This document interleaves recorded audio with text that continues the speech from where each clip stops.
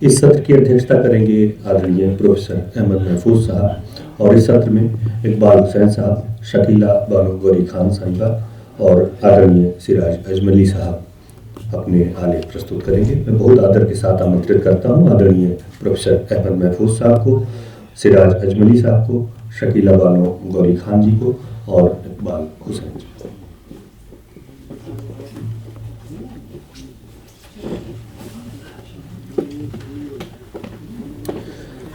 मैं साहित्य अकादमी की ओर से अपने वक्ताओं और अध्यक्ष जी का बहुत स्वागत करता हूं। बहुत ही संक्षेप में मैं सभी का आपसे परिचय करवा देता हूं।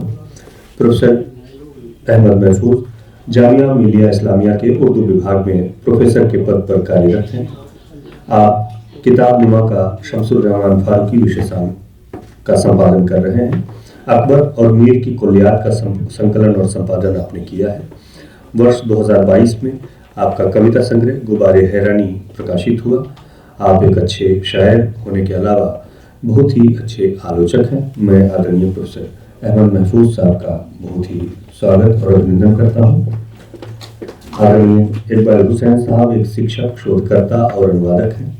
आजकल दिल्ली सरकार के शिक्षा विभाग से आप संबद्ध हैं। आपने जामिया मिलिया इस्लामिया से शमसुर रहमान फारूकी के फिक्शन का उत्तर औपनिवेशिक अध्ययन विषय पर पीएचडी की उपाधि प्राप्त की है। आपके कई आलेख पत्र पत्रिकाओं में प्रकाशित हैं। आपने खालिद जावेद के उपन्यास अरसलान और बहजाद का हिंदी अनुवाद भी किया है। हम आदरणीय इकबाल हुसैन साहब का अकादमी की ओर से स्वागत और अभिनंदन करते हैं। प्रोफेसर शकीला बानो गौरी खान उर्दू और फारसी विभाग कर्नाटक विश्वविद्यालय धारवाड़ में असिस्टेंट प्रोफेसर और कोऑर्डिनेटर हैं। आपकी 9 किताबें प्रकाशित हैं। इसके अलावा 100 से भी अधिक आलेख आपके अलग अलग पत्र पत्रिकाओं में छप चुके हैं। अनेकों संगोष्ठियों में आपने आलेख प्रस्तुत किए हैं। आपको कर्नाटक उर्दू अकादमी से पुरस्कार प्राप्त है। हम शकीला मैडम का भी अकादमी की ओर से बहुत स्वागत और अभिनंदन करते हैं। आदरणीय सिराज अजमली साहब उर्दू विभाग अलीगढ़ मुस्लिम विश्वविद्यालय में प्रोफेसर के रूप में कार्यरत हैं। आपने आलोचना के अलावा शायरी के मजमूए भी शाये किए हैं। आपकी प्रमुख पुस्तकों में तरक्की पसंद तहरीक और उर्दू गज़ल, तकदीस, मुरक्का और तनकीदी मुताले शामिल हैं। आपके अनेक आलेख भी प्रकाशित हैं। आपको दिल्ली उर्दू अकादमी अवार्ड, शिखर श्री अवार्ड जैसे अनेक अलंकरण प्राप्त हैं। हम सिराज अजमली साहब का भी अकादमी की ओर से बहुत स्वागत करते हैं। और अब ये मंच मैं इस सत्र के अध्यक्ष अहमद महफूज साहब के हवाले करता हूँ। सभी वक्ताओं से निवेदन होगा कि वे अपनी बात 10 से 12 मिनट के बीच अपनी बात को रखने की कोशिश करें। आदरणीय अहमद महफूज साहब।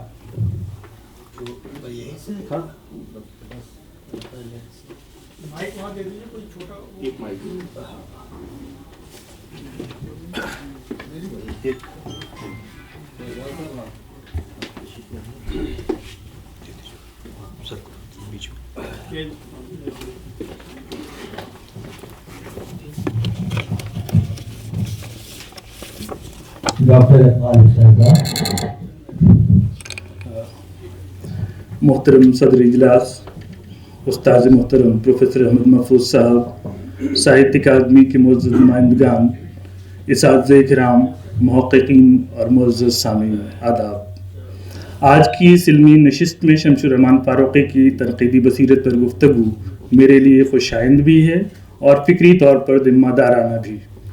फारूकी साहब की शख्सियत और कारनामे इतने वसी हैं कि उन पर गुफ्तगू करते हुए आदमी को हर कदम पर यह एहसास रहता है कि मौजू महज एक नक़ाद का नहीं बल्कि उर्दू तनक़ीद के पूरे फ़िक्री मिजाज का है। मैं अपनी गुजारिशात में फारूकी साहब की तनक़ीद के कई पहलुओं में से एक पहलू को ख़ास तौर पर सामने रखना चाहता हूँ, यानी वो ज़ाविया जिसे पस नौबादियती तनाजुर में समझा और पढ़ा जा सकता है। मेरी कोशिश ये होगी कि फारूकी साहब की तनक़ीद में मग़रिब ज़दा मेयार साजी के रद्द और अदबी खुद मुख्तारी की तश्कील के इम्कानात को वाज़ेह किया जाए और ये भी दिखाया जाए कि ये मज़ाहमत महज दावे की सतह नहीं, मतन की क़िरत और तनक़ीदी इस्तदलाल की सतह पर भी कायम है। मेरा उन्वान है शमसुर रहमान फारूकी की तनक़ीदी बसीरत पस नौबादियाती मुतालिया। शमसुर रहमान फारूकी اردو تنقید کا وہ معتبر نام ہیں جنہوں نے محض چند ادبی فیصلے نہیں دیے بلکہ تنقید کے پورے مزاج کو ایک نئی سمت ادا کی۔ ان کے یہاں تنقید محض تاثراتی رائے نہیں بنتی، یہ متن کے اندر اترنے، زبان کے امکانات کو کھولنے اور روایت کی معنوی پرتوں کو روشن کرنے کا ایک باقاعدہ علمی عمل ہے۔ یہی سبب ہے کہ فاروقی کو پڑھتے ہوئے قاری کو بار بار یہ احساس ہوتا ہے کہ یہاں بحث صرف ادب کی نہیں، ادب کے پیچھے کام کرنے والے معیار، قرت اور تہذیبی شعور کی ہے۔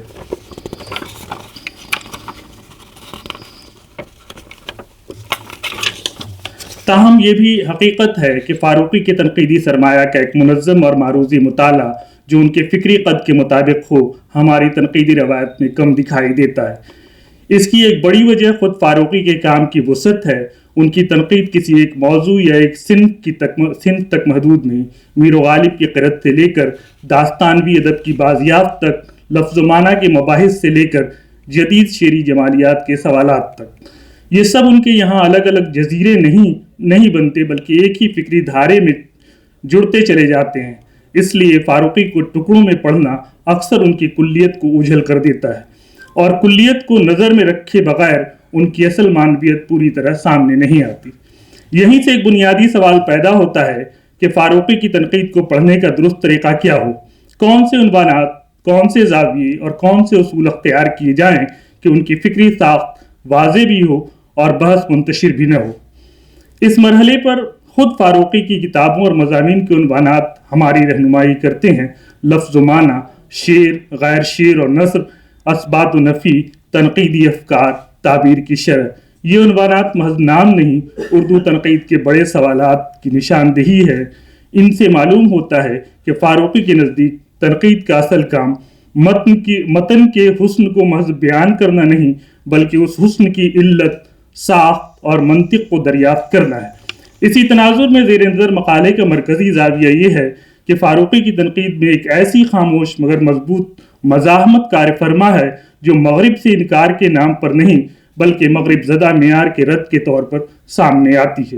وہ مغرب سے مکالمہ کرتے ہیں مگر مروب ہو کر نہیں، اور روایت سے وابستہ رہتے ہیں مگر تقلید میں گم ہو کر نہیں۔ یہی توازن فاروقی کی تنقیدی بصیرت کی پہچان ہے۔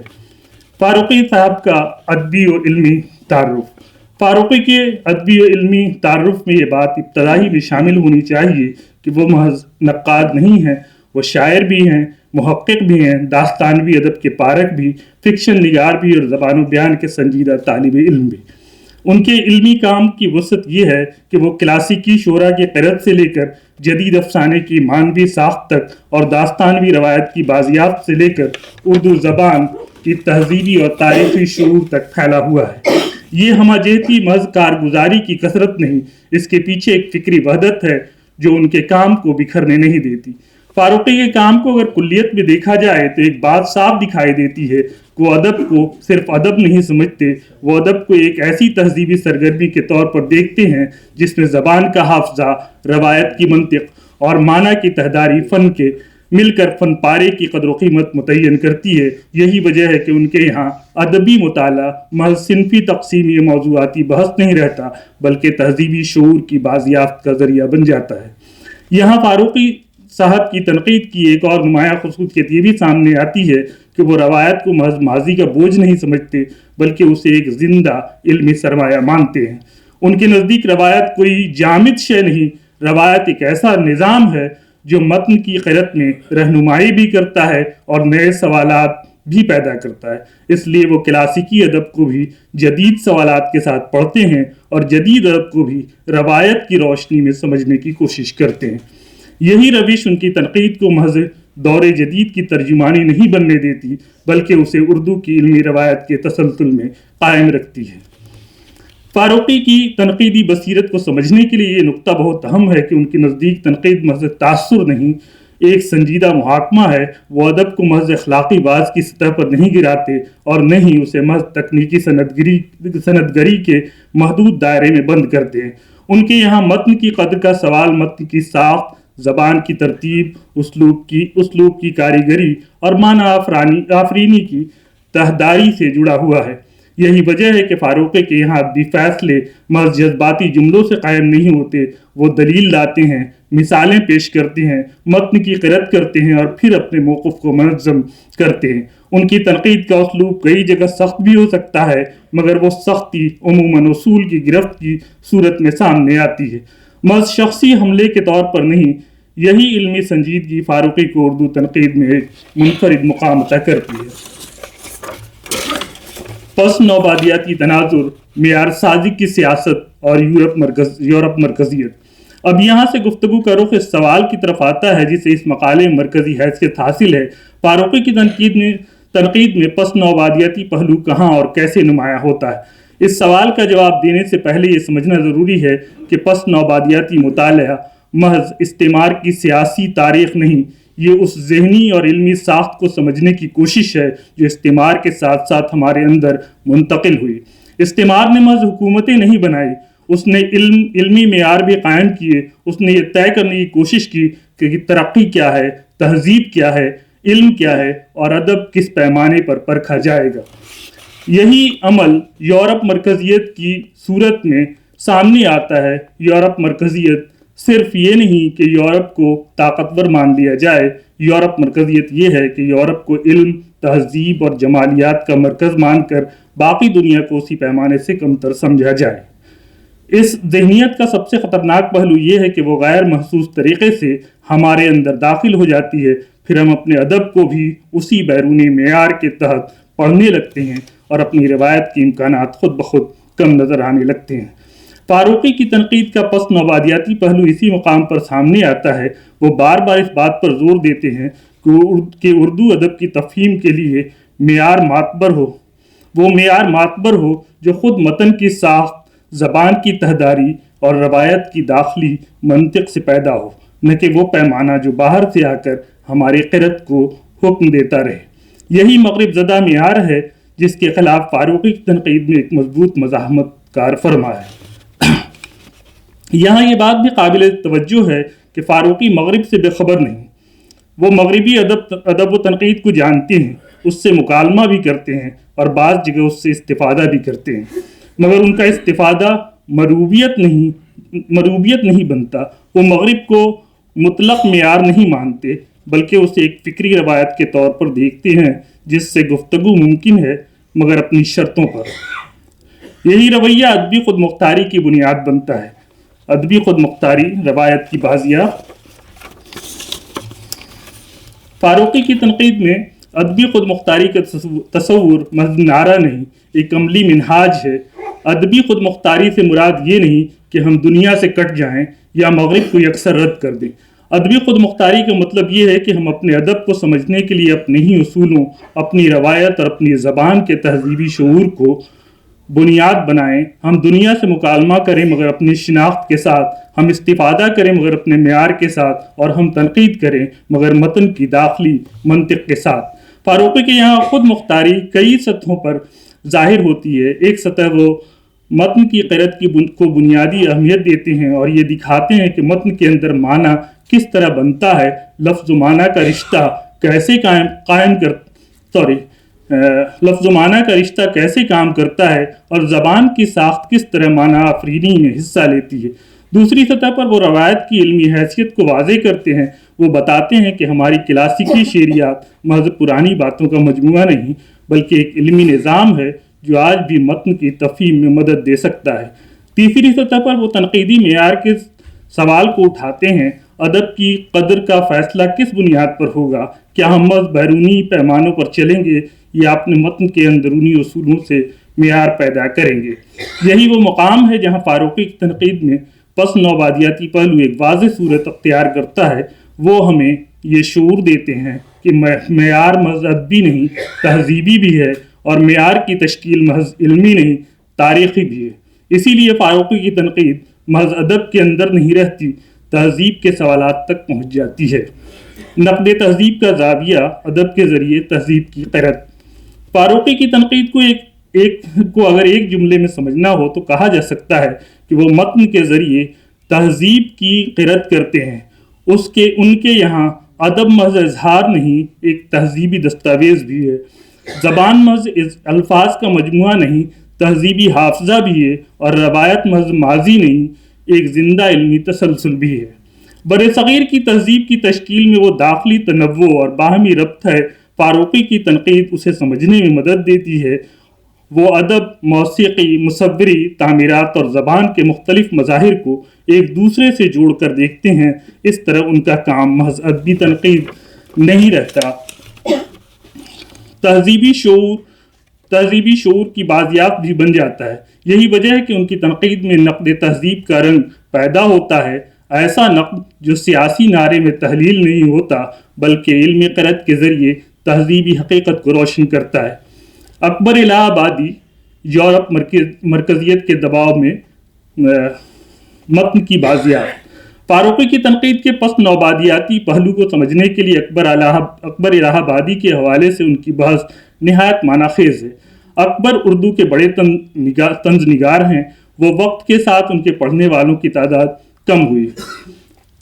فاروقی کے نزدیک یہ کمی اکبر کی شاعری کی کمزوری نہیں بلکہ وہ تنقیدی معیار ہیں جن کے تحت اکبر کو ترقی، سائنس اور روشن فکری کا دشمن سمجھ لیا گیا۔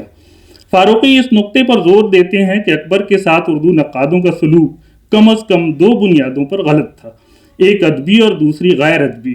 ادبی سطح پر مسئلہ یہ تھا کہ طنزیہ اور مزاحیہ شاعری کو عموماً کمتر سمجھا گیا، سنجیدگی کو شاعری کا لازمی جوہر مان کر ظرافت اور طنز کو پست صنف کے طور پر دیکھا گیا۔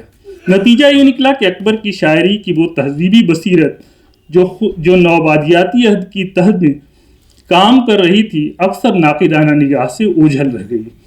فاروقی یہ واضح کرتے ہیں کہ اکبر جدید ایجادات کے خلاف نہیں تھے، وہ اس بیانیے کے خلاف تھے جس کے تحت ترقی کے نام پر تہذیبی استحصال کو جائز بنا دیا جاتا تھا۔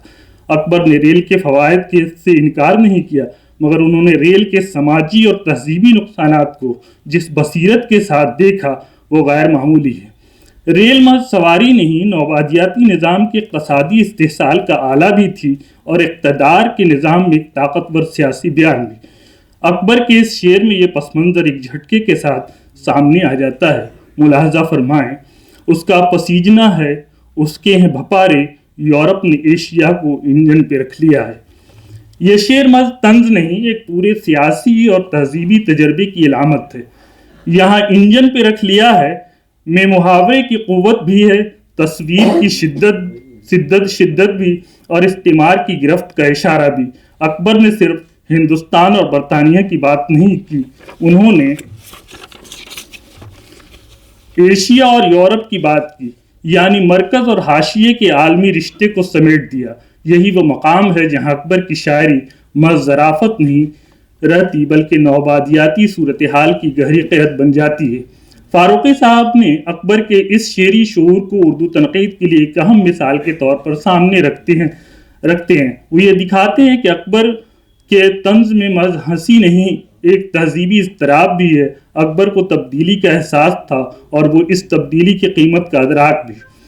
وہ جدید بننے کے مخالف نہیں تھے مگر وہ اس جدیدیت کے مخالف تھے جو اپنی جڑوں کو کاٹ کر محض بیرونی معیار کی تقلید میں زندہ رہنے لگے۔ یہی وہ مقام ہے جہاں فاروقی کی تنقید میں پس نوبادیاتی شعور کی جھلک نمایاں ہوتی ہے۔ وہ ہمیں بتاتے ہیں کہ نوبادیاتی عہد میں متن کو صرف موضوع کے اعتبار سے نہیں پڑھنا چاہیے بلکہ اس کے پیچھے کام کرنے والی تہذیبی سیاست کو بھی دیکھنا چاہیے۔ اکبر کے یہاں یہ سیاست طنز کی زبان میں بولتی ہے اور فاروقی اسے دوبارہ سمجھنے کا حوصلہ دیتے ہیں۔ فاروقی کی مزاحمت شور نہیں، قرت اور دلیل ہے۔ یہاں تک پہنچ کر یہ بات واضح ہو جاتی ہے کہ فاروقی کی تنقید میں یورپ مرکزیت کی مزاحمت محض نظریاتی دعویٰ نہیں بلکہ ایک عملی قرت ہے، اور وہ اردو تنقید میں قائم بعض ایسے خودکار فیصلوں کو قبول نہیں کرتے جو مغرب زدہ معیار کے تابع ہو چکے ہیں۔ وہ متن کو اس کے اپنے اصولوں کے ساتھ پڑھنے کی دعوت دیتے ہیں اور دکھاتے ہیں کہ ادب کا حسن اور معنی آفرینی کسی بیرونی معیار کے تابع نہیں بلکہ متن کے اندرونی نظام اور روایت کی تہداری سے پیدا ہوتی ہے۔ فاروقی کی مزاحمت کی ایک بڑی خوبی یہ ہے کہ وہ اسے شور و غوغا میں نہیں بدلتے، ان کا اسلوب ایک علمی وقار رکھتا ہے۔ وہ جذباتی نعروں کے بجائے دلیل، مثال اور قرت کے ذریعے اپنا مقدمہ قائم کرتے ہیں۔ یہی وجہ ہے کہ ان کی تنقید رد کے نام پر محض رد نہیں بلکہ تعمیر کا عمل بھی ہے، وہ اردو ادب کو اپنی روایت کے اندر کھڑے ہو کر پڑھنے کی صلاحیت پیدا کرتے ہیں۔ یہی ادبی خود مختاری کی تشکیل ہے۔ فاروقی کی تنقید اور ادبی خود مختاری۔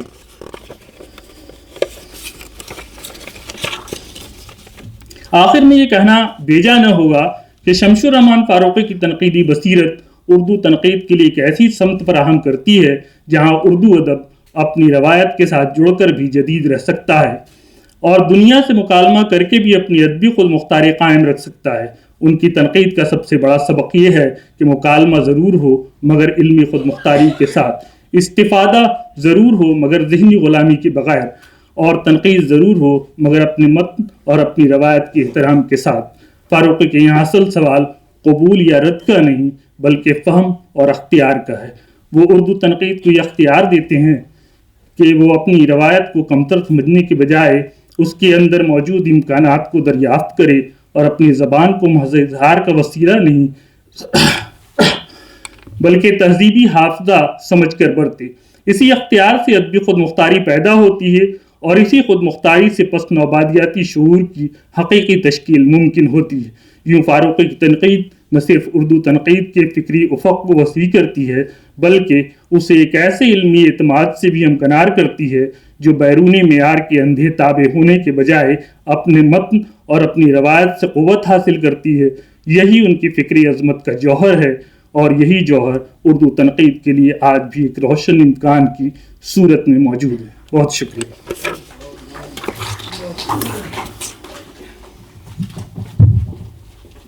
بہت شکریہ۔ میں شکیلہ بانو گوری خان صاحب سے درخواست کرتا ہوں کہ آپ اپنا مقالہ پیش کریں۔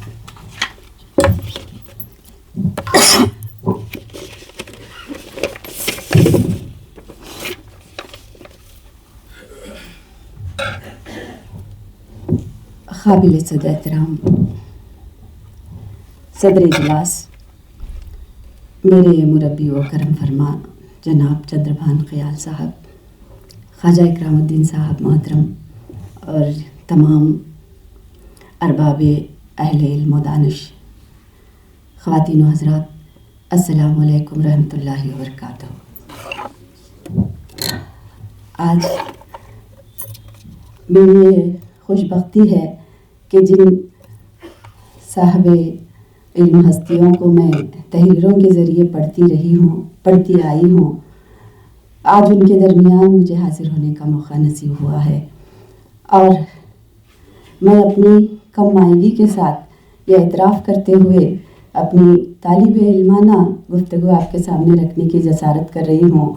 افتتاحی اجلاس میں ساری باتیں ہمارے کلیدی خطبے میں اور مہمان خصوصی اپنی گفتگو میں ساری باتوں کا احاطہ ہوا ہے، اور میرا گمان یقین میں بدل گیا ہے کہ میں جن کی صدارت میں آج مقالہ پڑھنے کی جسارت کر رہی ہوں وہ ماہر فاروقی صاحب ہیں۔ تو اب ان کے سامنے میں جو بھی بات رکھوں گی میری زبان کی لڑکھڑاہٹ اور آواز کی گھبراہٹ کو نظر انداز کرتے ہوئے اپنے علمی ظرف کے ساتھ میری گفتگو سماعت فرمائیں گے۔ بہت شکریہ۔ بات کا آغاز کرتی ہوں کہ میرے مقالے کا عنوان شمس الرحمن فاروقی کی افسانہ نگاری پر محیط ہے۔ آج میں اپنے اس مقالے میں فاروقی صاحب کے افسانہ نگاری کا جائزہ کچھ اس انداز سے لینے کی صحیح کرنا چاہتی ہوں کہ کس طرح انہوں نے اردو کی قدیم ادبی تہذیب اور تاریخ کو فکشن کے بیانیہ میں جس مہارت سے سمو دیا ہے کہ ان کا افسانہ محض کہانی نہیں رہتا بلکہ ایک تہذیبی دستاویز بن جاتا ہے۔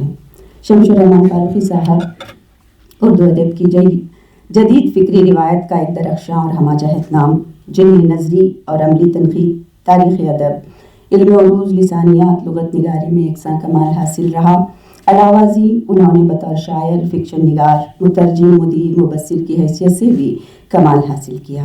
ان کا شہر آفاق رسالہ شب خون الہ آباد، جو گزشتہ تقریباً 40 صدیوں سے زائد جدید و قدیم کلاسیکی اردو ادب روایت سے مکالمہ متن کی خود مختاری جیسے ادب کے مختلف نظری مباحث کو نہ صرف فروغ دینے میں نمایاں کردار ادا کرتا رہا بلکہ ایک ایسا فکری ماحول بھی قائم کیا جس میں سوال اٹھانا، نئی تعبیرات پیش کرنا، متن کو نئے زاویوں سے دیکھنا اس رسالے کی بنیادی اقدار بن گئی تھیں۔ ان کی تنقیدی تصنیف شعر شور انگیز نے اردو تنقید کے افق پر جو فکری ہلچل پیدا کر دی تھی وہ ان کی تخلیقی مزاج کی وسعت کا ثبوت ہے۔ اس کے بعد تو فکشن میں انہوں نے اپنا ناول کئی چاند تھے سر آسماں لکھ کر اپنا نام جو درج کیا اس اثر من الشمس ہے۔ فاروقی صاحب 30 ستمبر 1935 کو اعظم گڑھ کے ایک علمی و ادبی فضا رکھنے والے خاندان میں پیدا ہوئے۔ ان کی ابتدائی تربیت اسی علمی ماحول میں ہوئی۔ پیشہ وارانہ زندگی میں وہ کچھ عرصہ انگریزی ادب کے استاد رہے، بعد ازاں انڈین پوسٹل سروس کے اعلیٰ عہدوں پر فائز ہوئے، مگر ان کی اصل شناخت اردو زبان و ادب ہی ٹھہری۔ اگرچہ کہ فاروقی صاحب بنیادی طور پر بڑے نقاد کے طور پر جانے جاتے ہیں، مگر تاہم ان کی تخلیقی کاوشیں بالخصوص افسانہ نگاری اردو افسانے کے فکری ارتقاء میں ایک منفرد اضافہ ہے۔ شمس الرحمن فاروقی کی افسانہ نگاری کو سمجھنے کے لیے ان کے فکری اور تنقیدی پس منظر کو بھی نظر میں رکھنا ضروری ہوتا ہے۔ فاروقی صاحب 20ویں صدی کے اس عہد سے وابستہ ہیں جب اردو ادب میں جدیدیت کے مباحث پوری شدت کے ساتھ سامنے آئے۔ جدید ادبی نظریات، جدیدیت، ساختیار اور متن کی خود مختاری جیسے تصورات نے ان کے ادبی و تنقیدی شعور کی تشکیل میں اہم کردار ادا کیا۔ رسالہ شبخون کے ذریعے انہوں نے اردو ادب میں جس فکری ماحول کو فروغ دیا وہی فکری رویہ ان کی افسانہ نگاری میں بھی نمایاں ہے، جہاں افسانہ محض تخلیقی اظہار یا سادہ قصہ نہیں رہ جاتا بلکہ ایک فکری تجربہ بن کر ایک مکالمے کی صورت اختیار کر لیتا ہے اور کسی واضح پیغام دینے کے بجائے قاری کے ذہن میں سوالات چھوڑ دیتا ہے۔ یہی وجہ ہے کہ فاروقی صاحب کے افسانے فوری تاثر کے بجائے دیر پا اثرات مرتب کرتے ہیں۔ شبخون کے ابتدائی دور میں جیسا کہ سب کو پتہ ہے فاروقی صاحب نے فرضی ناموں جیسے بینی مادو رسوا اور عمر شیخ مرزا کے نام سے کہانیاں لکھی۔ آپ کی کہانی جب شبخون میں غالب افسانہ چھپا تو وہ اپنے موضوع کی ندرت کے وجہ سے اور فکر کی گہرائی کے سبب بہت ہی مشہور و مقبول ہو گیا۔ یہ سلسلہ چلتا رہا اور لاہور کا ایک واقعہ افسانہ سوار کے بعد وہ اپنی دوسری کہانیوں جیسے ان صحبتوں میں آخر اور آفتاب زمین میں اپنے اصلی نام کے ساتھ سامنے آئے۔ ڈاکٹر علی صدیقی صاحب کی کتاب شمس الرحمن فاروقی علامتوں کے صحرا کا مسافر فاروقی کی نثری نگارشات کا موضوعاتی اشاریہ ہے۔ اس میں مذکورہ 5 افسانوں کے علاوہ مزید 3 افسانوں کا ذکر ملتا ہے، جن میں 2 افسانے دریائے خواب منزل کہاں ہے جاوید جمیل کے نام سے اور ایک افسانہ ہر ایک راہرو کے ساتھ شہرزادہ کے نام سے شبخون کے شماروں میں شائع ہونے کا تذکرہ ہے۔ شبخون میں شائع شدہ افسانوں کو فاروقی صاحب نے یکجا کر کے سوار اور دوسرے افسانے کے نام سے افسانوی مجموعہ شائع کیا، جس کا پہلا ایڈیشن کراچی سے 2001 میں اور دوسرا شبخون گھر الہ آباد سے 2003 میں شائع ہوا۔ اس کے مشمولات میں 18ویں اور 19ویں صدی کے ہندوستان کی ادبی زندگی اور اردو فارسی تہذیب، ثقافت، تہذیبی تغیرات پر مبنی مذکورہ 5 طویل و مختصر افسانے شامل ہیں۔ اس مجموعے کے تفصیلی دیباچے میں فاروقی صاحب نے ان افسانوں اور ان کی تخلیقی اساس پر سے کئی پردے خود ہی اٹھائے ہیں، جیسے افسانے کی حیت، طوالت، تاریخی صداقت اور فکشن کی تخلیقی آزادی جیسے نکات پر انہوں نے مدلل گفتگو کی ہے، اور یہ دیباچہ بذات خود افسانہ نگاری کے فکری و فنی مسائل پر ایک اہم دستاویز ثابت ہوتا ہے۔ ان افسانوں پر ناقدین کی طرف سے پہلا اعتراض ان کی طوالت کو لے کر سامنے آتا ہے، کیونکہ اکثر افسانے اپنی طوالت کے اعتبار سے ناولٹ کا تاثر دیتے ہیں۔ میرا خود کا بھی تجربہ یہی رہا ہے کہ جب میں افسانوں کا مطالعہ کر رہی تھی تو میں نے بھی اسی احساس سے گزری ہوں۔ سوائے لاہور کا ایک واقعہ مجموعے کے تمام افسانے طویل ہیں، مگر فاروقی صاحب نے انہیں افسانہ ہی قرار دیا ہے، کیونکہ ان کے نزدیک ہر تخلیق زندگی کے خاص پہلو اور تہذیبی تجربے کی تصویر کشی کرتی ہے۔ ان افسانوں کی طوالت کا سبب وہ محض کہانی نہیں بلکہ اس کے پس منظر میں تہذیب اور تاریخ کا تفصیلی اور بامعنی بیان ہے۔ यही वजह है कि अफसाने तारीख़ी फ़िक्शन की उम्दा मिसालें हैं, जहाँ तारीख़ का इल्म और तख़य्युल दोनों बाहम मिलकर तख्लीक़ी सूरत इख्तियार कर जाते हैं। बक़ौल नैयर मसूद को तारीख़ी फ़िक्शन में तख़य्युल को तारीख़ के इल्म का पाबंद रहना पड़ता है और फ़ारूक़ी ने इस तकाज़े को पूरी फ़नी कामयाबी के साथ निभाया है। अनकोट। इसके अलावा फ़ारूक़ी साहब ने अफसाने की तारीफ़ तवालत की बुनियाद पर नहीं बल्कि बयानिया की वहदत की बुनियाद पर कायम की है। जब इनके अफसानों के उसलूब और बयानिया तकनीक पर अगर हम गौर करते हैं तो फ़ारूक़ी साहब ने जदीद उसलूब से इनहराफ करते हुए क़दीम बयानिया रिवायत से अपना रिश्ता उस्तवार किया है। उनकी ज़बान उर्दू के अहद ज़र्री की फ़ारसी आमीज़ ज़बान की नुमाइंदा है, जिसका इस्तेमाल फ़िक्शन में कम ही होता रहा है, लेकिन फ़ारूक़ी साहब के यहाँ उन्होंने इसको फिर से ज़िंदा किया है और कहते हैं कि ये ज़बान उनकी तारीख़ी फ़िक्शन निगारी के लिए निहायत मौजू भी रही। उनके यहाँ ज़बान महज इजहार का वसीला नहीं बल्कि ख़ुद एक तख्लीक़ी अमल बन जाती है। उनके अल्फाज का इंतखाब, जुमलों की साख्त, बयानिया की तरतीब, ये सब अवामिल मिलकर अफसाने को एक फ़िक्री साख्त फराहम करते हैं और यही उसलूब उनके अफसानों को आम अफसानवी रिवायत से मुमताज़ करता है। किरदारों के तारुफ से पहले फ़ज़ा साजी भी फ़ारूक़ी साहब का एक ख़ास हुनर माना जाता है। जैसे कि अफसाना सवार में खंग सवार के इंतज़ार की फ़ज़ा हो या इन सोहबतों में आखिर में मीर तक़ी मीर के ज़हूर में आने का समा हो या फिर गालिब अफसाना में गालिब की महफिल का मंज़र, ये सब किरदारों को यादगार बनाने में अहम किरदार अदा करते हैं। फ़ारूक़ी साहब ने मीर, गालिब, मुसफ़ी जैसे क्लासिकी किरदारों को एक नए रंग में पेश किया है और इन किरदारों की तश्कील में उन्होंने तारीख़ी तस्वुर को नए सांचे में ढाला है, जो उनकी शख्सियती पहलुओं को और गहराई अता करता है। उनके तख्लीक़ करदा किरदार जैसे बेनी मादो रुस्वा, खैरुद्दीन, इस्मत जहाँ, लबीबा खानम, नूरुस सादात वग़ैरह अपने अपने दौर की तहज़ीब के नुमाइंदे हैं और किसी एक फ़र्द के बजाय ये अपनी ज़हनी कैफियत या फ़िक्री मसले की नुमाइंदगी करते हैं। इस अलामती किरदार निगारी के बाइस अफसाने एक से ज़्यादा मानवी सतहों पर ख़ारी से मुखातिब होते हैं।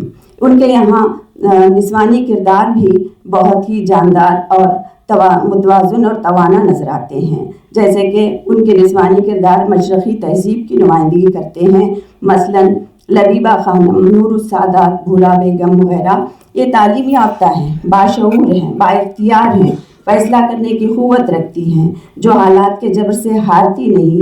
लेकिन औरत की जो खुसूसियत है कभी कभी अक्सर हालात और तकदीर के सामने बेबस भी हमें नज़र आती हैं। फ़ारूक़ी साहब के अफसानों की एक और नुमायाँ खुसूसियत वो सबनों ने महसूस की है और उस पर बात भी अक्सर होती है कि उनके कहानी के आगाज़ में अशार होते हैं और मगरबी मुफक्किरीन के मकबूल अक़वाल का इस्तेमाल होता है। ये इक़्तिबासात महज कहते हैं सजावट नहीं होती बल्कि कहानी की मानवियत को वसअत देते हैं और अफसाने अपने आगाज़ ही में इख्तिताम की मानवियत की तरफ इशारा करते हैं। ये फ़ारूक़ी साहब की खूबी रही है कि वो कहानी की इब्तिदा से कब्ल ही इस तरह से अफसाने में बिन्हा राज को आयाम कर देते हैं। जैसे गालिब अफसाने के आगाज़ में गालिब का जो फ़ारसी शेर है उसमें गालिब ने अपने उस शेर में अपनी सुखनगोई की दाद मांगी है, दाद चाही है और उन्हें इस अफसाना गालिब में वो दाद मिल जाती है और उन्हें अपने सुखन पर जो नाज था उसका भी इजहार अफसाने के आखिर में रावी बेनी मादो के ज़रिए उसका भी इजहार हो जाता है।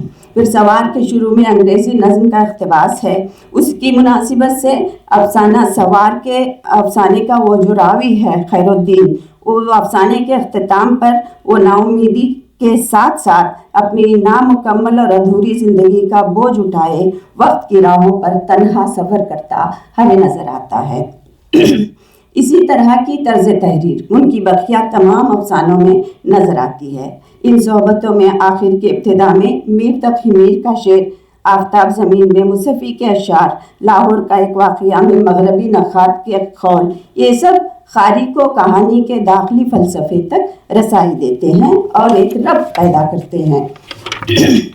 बहरहाल फ़ारूक़ी साहब के यहाँ रावी का किरदार भी बहुत ही गैर मामूली नज़र आता है। जो सिर्फ हमें कहानी नहीं सुनाता बल्कि हम वो साथ साथ वजाहतें भी करते जाते हैं। उन्होंने बयानिया के अंदर रावी की मदाखिलत को मुख्तलिफ तरीक़ों से बरता है। गालिब अफसाना और सवार में रावी का बयान हमें इतना चुस्त और मुसलसल मालूम होता है कि मुसन्निफ की बराह रास्त मदाखिलत का हमें एहसास नहीं होता।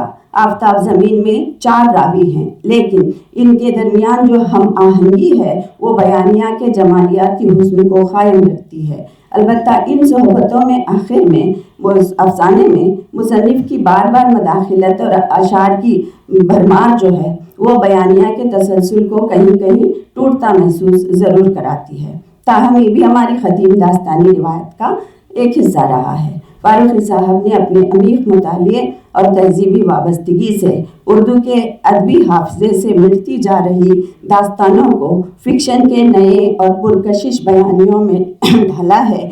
उनके अफसाने न सिर्फ तारीख़ व तहजीब का अहिया हैं बल्कि फ़नकारी और बयानिया तजुर्बे की इनफरादियत का भी सबूत देते हैं। मैंने फारूकी साहब के अहम अफसानों का इजमाली जायज़ा पेश किया है, लेकिन बहुत तवील हो जाएगा। मैं बस एक एक जुमलों में उनके आपके सामने एक एक जुमलों में उसकी बात रखने की कोशिश करती हूँ कि गालिब अफसाने में चूँकि गालिब की एक आलमी सतह पर उर्दू के और फ़ारसी के मकबूल शायरों में इनका शुमार होता है। उन पर काफ़ी किताबें लिखी गई, तहक़ीक़ की गई, तनक़ीद की गई। बहरहाल उन्हीं नक़ादों में फारूकी साहब का भी नाम शुमार होता है। तो उसी मुनासिबत से उन्होंने जो गालिब अफसाना लिखा उसमें गालिब की शख्सियत, उनकी शायराना अज़मत और गंगा जमनी तहजीब का एक फ़नी मुरक्का पेश किया है। उसी तरह अफसाना सवार दिल्ली की तहजीब, आपके अपनी बस्ती की तहजीब, उर्दू ज़बान और फ़िक्री तारीख़ का ये इस्तिआरा है। और तीसरा अफसाना इन सोहबतों में आखिर मीर तक़ी मीर की शख्सियत, तहजीबी तसादुम और एक तरह से निस्वानी शऊर का बयानिया भी है। आफ्ताब ज़मीन अफसाने में लखनऊ की अदबी तहजीब की दाखिली सतह हमें देखने को मिलती है। चूँकि इस अपने पेश रोओं के बरखिलाफ उन्होंने उससे पहले तो खारजी सतह के अफसाने हमें देखने को मिलते थे, कहानियाँ। इन्होंने उसकी दाखिली सतह मुसफ़ी और भूरा बेगम की निजी ज़िंदगी से अक्स करके अपनी कहानी में पेश किया है। फिर लाहौर का एक वाक़या अहद इक़बाल की नुमाइंदगी करता हुआ तहजीबी ज़वाल और एक अलामती बयानिया है। और छठा फ़ानी बाकी जो अफसाना है वो वजूद, फ़ना और बक़ा का फ़िक्री नुक़्ते उरूज है। इस तरह तफसील छोड़ते हुए मैं बस इख्तिताम पर पहुँचती हूँ। लिहाजा ये कहा जा सकता है कि शमशुर रहमान फारूकी की अफसाना निगारी उर्दू फिक्शन में तहजीबी शऊर, तारीख़ी बसीरत और फ़िक्री जुरत का नादिर इम्तिज़ाज है। उनके अफसाने ख़ारिज से महज तवज्जो नहीं बल्कि ज़हनी आमादगी का मुतालबा भी करते हैं और फ़िक्री खुदमुख्तारी, उसलूबी तजरबे और मानवी गहराई के बाइस एक मुनफरिद मकाम भी हासिल करते हैं। इस एतबार से फारूकी साहब की अफसाना निगारी उर्दू अफसाने के इर्तिक़ाई सफ़र में एक अहम संग मील की हैसियत रखती है। आप तमाम की समाअतों का, खूबसूरत समाअतों का बहुत बहुत शुक्रिया।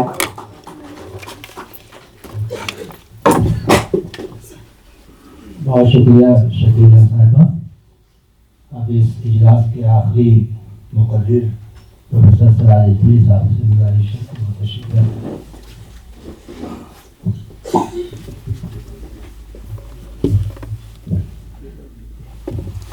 जनाब सदर और हाज़रीन,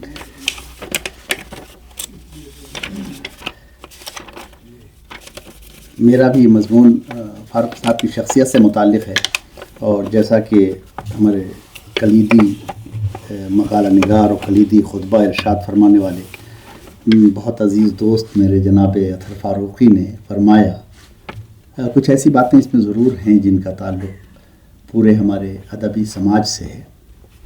मैं अर्ज़ करता हूँ, शमसुर रहमान फ़ारूक़ी मेरे मुरब्बी और उस्ताज़। हाँ, अनुपम तिवारी साहब और अरबाब हल्लुवक्त साहित्य अकेडमी की उनका बहुत शुक्रिया, जनाब चंद्रभान ख़याल का, कि उन्होंने अज़राए इनायत मुझे हुक्म किया कि मैं हाज़िर हूँ और साहित्य अकेडमी के इस ऐवान में कुछ अर्ज़ करूं। सो इजाज़त।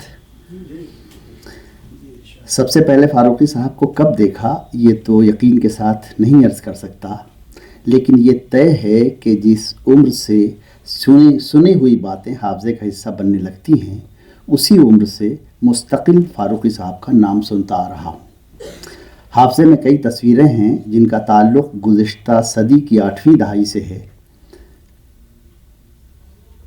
इस तरह हाफ़ज़े में ताज़ा हैं कि मोटे शीशों का चश्मा लगाए, घुंघराले बाल और गोरी रंगत के एक साहब जिनके होंठों में पाइप लगा हुआ है, फ़िएट कार से उतर रहे हैं। उनके आते ही बकिया लोगों पर उनका रोब इस तरह तारी होता है कि खामोशी छा जाती है। सब मुअद्दब हो जाते हैं। जब वो अपनी गूंजीली आवाज़ में कुछ कहते हैं तो अदब के साथ सब सुनते हैं, और फिर जब उनकी इजाज़त होती है तो बहस व मुबाहसे का एक सिलसिला शुरू हो जाता है। वो साहब तो चले जाते हैं, लेकिन उनका नाम ले लेकर उनकी कही हुई बातों के बारे में गुफ्तगू उनके दोबारा आने तक रोज़ाना ही होती है। ज़हन के पर्दे पर उभरने वाली ये तस्वीर दायरे शाह अजमल इलाहाबाद की है, जहाँ फ़ारूक़ी साहब अदबी तंज़ीम इदारे फ़िक्र फ़न की नशिस्तों में शरीक होते थे।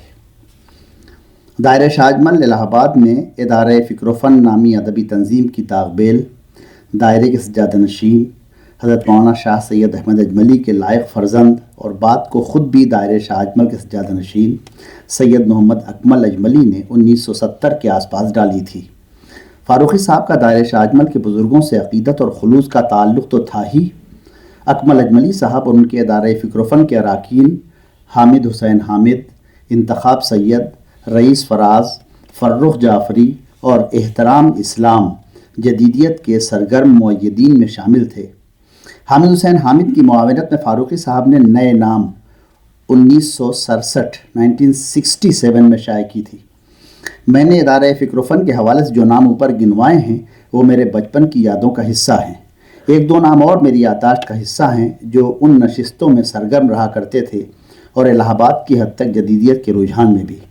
उनमें मज़कूरा बाला नामों के अलावा हमदून उस्मानी और अफजल अजमली साबिक़ सज्जादा नशीन दायरे शाह अजमल भी शामिल हैं। दायरे शाह अजमल मरकज़ तसव्वुफ़ होने के साथ साथ शुरू से ही मरकज़ अदब भी रहा है। तरक्की पसंद अदबी तहरीक के उरूज के ज़माने में वहाँ के सज्जादा नशीन के बड़े साहबजादे और मारूफ तरक्की पसंद शायर व अदीब डॉक्टर अजमल अजमली दायरे के तख्त पर तरक्की पसंद अदबी तहरीक से मुताल्लिक़ जलसे और नशिस्तें मुनक़िद करते।